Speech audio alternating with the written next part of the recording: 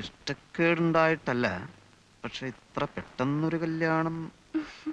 ഇപ്പൊ തന്നെ പോയി കെട്ടണ്ട. ഉറപ്പ് കഴിഞ്ഞ് നിശ്ചയിച്ച് മുഹൂർത്തം കണ്ടുവച്ച്.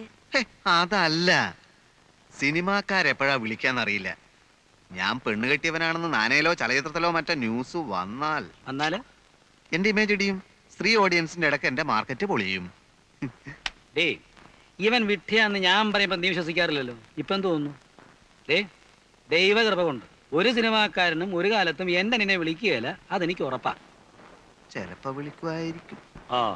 എടാ, സ്ഥിര വരുമാനമില്ലാത്ത നിന്റെ കൂടെ പെണ്ണെ അയക്കുന്നതിന് ആ വീട്ടുകാർക്ക് സ്തുതി കൊള്ളണം. നാടക ലോകത്ത് എനിക്കുള്ള പേര് ചേട്ടൻ അറിയില്ലേലും അവർക്കറിയാം. ഞങ്ങളുടെ വയലേലകളിൽ കിളികൾ പാടുന്നു എന്ന നാടകത്തിന്റെ വീഡിയോ കാസറ്റ് ദുബായിൽ ഇറങ്ങി. അത് അവനും കണ്ടിരിക്കും, ചുമ്മാ അതൊന്നും അല്ല.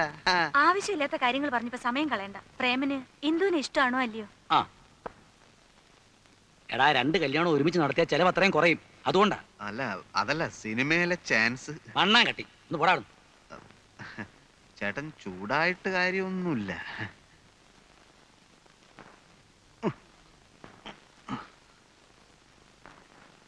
കെട്ടിക്കളിയല്ലേ, പ്രായവും കടന്നു പോകുന്നു.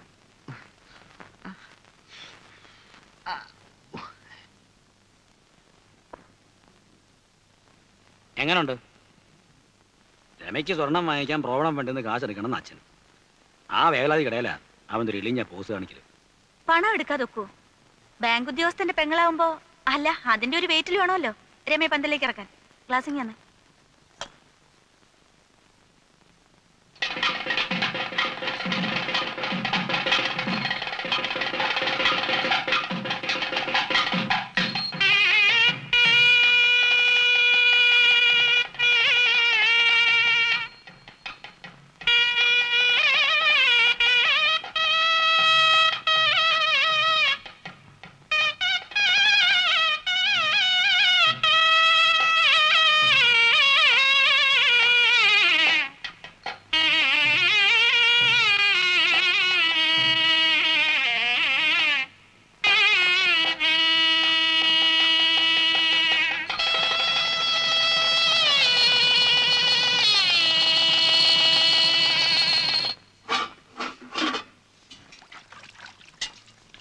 പാത്രം കൊണ്ട് മാറ്റി വെച്ചേ.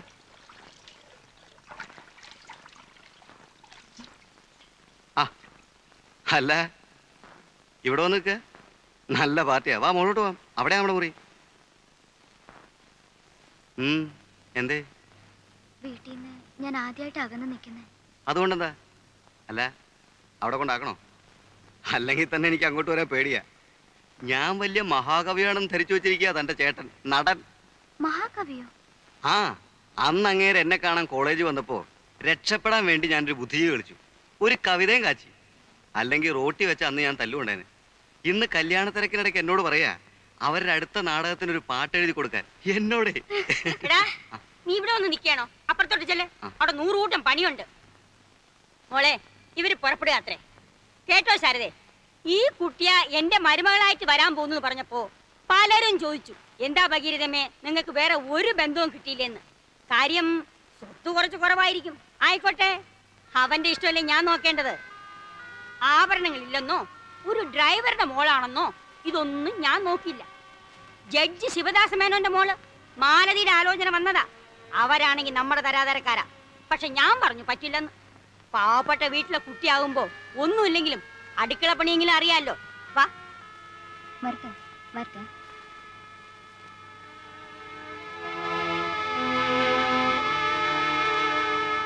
എഴുതിയോ? വല്ലേക്കാടൻ കുട്ടപ്പൻ 1 2 3 30 രൂപ. മാട്ടാത്തൊടി രാജൻ 50 രൂപ.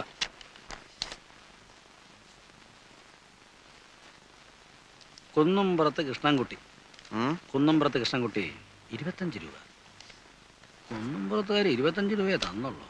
അവന്റെ പെങ്ങളുടെ കല്യാണത്തിന് നമ്മൾ 25 കൊടുത്തുള്ളൂ എന്ന് പറഞ്ഞാൽ അവരുടെ കല്യാണത്തിനോട് ഗോപു മാത്രമേ പോയുള്ളൂ. ഇത് കുന്നുംപുറത്ത് 3 പേരെ വന്ന് മിഷ്ടാനം ഉണ്ടേച്ചു പോയത്. കല്യാണ തിരക്കിനിടയ്ക്ക് നീ അത് നോക്കിയോ? നോക്കാതെ പറ്റില്ല അച്ഛാ. വിഷു ഹാപ്പി മാരീഡ് ലൈഫ് എന്നൊരു ആശംസ കാഴ്ചയാലൊന്നും കല്യാണത്തിന് നടക്കുകയില്ല. ഓണം കൊണ്ട് കാര്യമാറായി. എനിക്ക് ഉറക്കം വരുന്നു. അവൻ പോയി കിടന്ന് ഉറങ്ങിട്ടാ ഉണ്ണി. പ്രേമാ നീ പോ. എന്ന് പറഞ്ഞാൽ അങ്ങനെ അവനും കണക്കറിയണ്ടേ? എനിക്കൊന്നും അറിയണ്ട. എടാ ഗോപു, നീ ഇരുന്ന് എഴുത്. വേണ്ട, ഞാൻ എഴുതാം. നീ പോയിരുന്ന് പഠിക്കടാ. വേണ്ട, ആരും സഹായിക്കണ്ട, ഞാൻ തന്നെ എഴുതിക്കോളാം. വീട്ടിലായാലും ബാങ്കിലായാലും കണക്കെടുത്ത് നമ്മുടെ പഠിക്കാനാ. ഒന്നുമില്ലേ?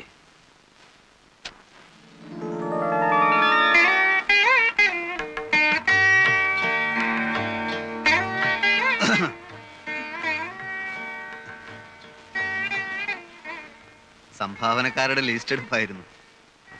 പണത്തിന്റെ കണക്ക് തലയിൽ കയറിയ മനുഷ്യന്റെ വിവേകം നശിക്കും. ഉണ്ണിയേട്ടന്റെ കണ്ണില് ലോകം മൊത്തം ഒരു ബാങ്കാ, വേൾഡ് ബാങ്ക്. വല്ല നാടകത്തിലോ മറ്റോ ആയിരുന്നെങ്കിൽ ഇതുപോലൊരു രംഗത്ത് എടോ നിഷ്ഠുര കാപാലിക, ഇന്നെന്റെ ആദ്യ രാത്രിയാണ്, തന്റെ പണക്കണക്ക് പോയി തൊലയട്ടെ എന്നൊരു ഡയലോഗ് കാച്ചാമായിരുന്നു. പഴങ്ങളുടെ തട്ടവിടെ, ആപ്പിളും ഓറഞ്ചും ഒക്കെ അങ്ങനെയാണല്ലോ രീതി. പിന്നെ ഒരു ഗ്ലാസ് പാല്. സിനിമയിലൊക്കെ ആദ്യ രാത്രി തുടങ്ങി കണ്ടിട്ടുള്ളത് ഇതൊക്കെ നല്ലോണം ഭക്ഷിച്ചോണ്ടാ. പാലുണ്ടായിരുന്നു, തണുത്തു തുടങ്ങിയപ്പോ ഞാൻ കുടിച്ചു. ഓ, അപ്പൊ ദൈവത്തിനുള്ളത് പൂജാരി വിഴുങ്ങി. കുഴപ്പമില്ല, തൽക്കാലം ദൈവം ശപിക്കുന്നില്ല. മാത്രമല്ല വരം വല്ലവും വേണേ ചോദിക്കുകയും ആവാം. ഒടുവിൽ പറഞ്ഞത് കാര്യമായിട്ടാ. ഇഷ്ടാനിഷ്ടങ്ങളൊക്കെ ഇന്ദുവിന് തുറന്നു പറയാം. എന്നാ പറയട്ടെ, തീർച്ചയായും. നാടകത്തിൽ അഭിനയിക്കുന്ന എനിക്ക് ഇഷ്ടമല്ല. ഞാനോ? ഉം.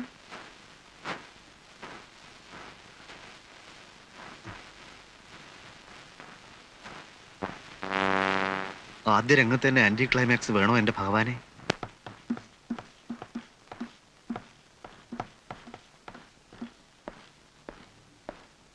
അമ്മേ, ഞങ്ങളൊരു സിനിമയ്ക്ക് പോവാ. ഏ? സിനിമയ്ക്ക്. സിനിമയ്ക്കോ? ഇന്ന് എന്താ ആഴ്ച? ഞായറാഴ്ച. എടാ, ഞായറാഴ്ച ആരെങ്കിലും സിനിമയ്ക്ക് പോവോ?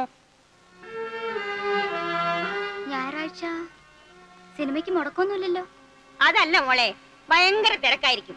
ആ തിരക്കിനിടയിൽ ക്യൂ നിൽക്കാനും ടിക്കറ്റ് എടുക്കാനും എന്റെ മരുമകള് ബുദ്ധിമുട്ടുന്നത് എനിക്ക് സഹിക്കില്ല. നിങ്ങൾ നാളെ പൊയ്ക്കോ, വേണമെങ്കിൽ അമ്മയും വരാം. എന്നാ പിന്നെ നമുക്ക് നാളെ പോവാം.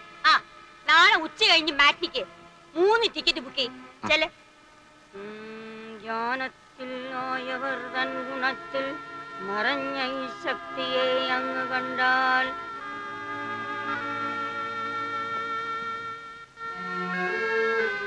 നാളെ നമുക്ക് ഒരു ടെൻഷൻ ഇല്ലാതെ സിനിമയ്ക്ക് പോവാം കേട്ടോ. വേണ്ട, ഞാനില്ല. അമ്മയും മോനും കൂടെ പോയി കണ്ടാ മതി.